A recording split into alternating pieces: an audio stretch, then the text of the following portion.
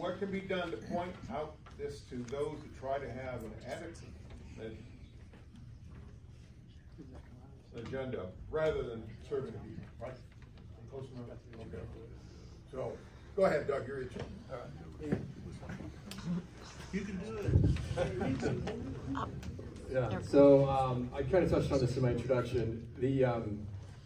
That's what I wanted to say, but I wanted to do it in a more public platform, a broader platform. When we're on the floor of the Senate or the House, people listen, and we've got a better opportunity to get some penetration on those messages. I agree with all of that, and when that vote if it were to have come up, obviously I would have voted no. I know that's what my constituents want. I'm in complete alignment with that. We've got the most porous borders ever in our country, and that shouldn't be the case.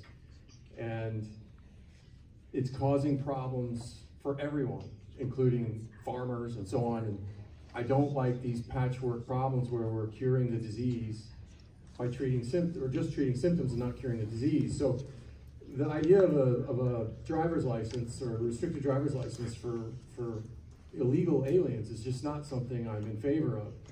But what needed to be pointed out needed to be done on the floor of the Senate so that our U.S. delegation and perhaps others would hear, so that the press might pick it up, and we can get the word out that this is something that needs to be addressed and needs to be addressed now. The Biden administration is just ignoring our borders. They are ignoring people who haven't done their paperwork.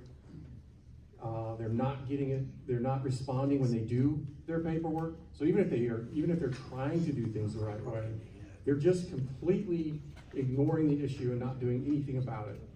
So my hope with that bill when it came through was that, I had already checked. It was dead on arrival in the House.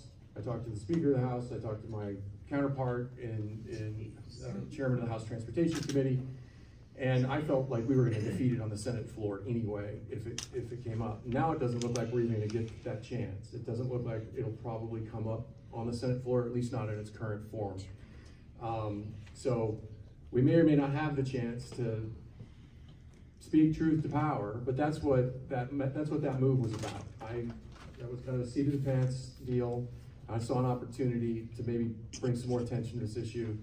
So we sent it to the floor. It was with as I said earlier, without recommendation, which is basically telling the world that we don't like it, but we got something to say.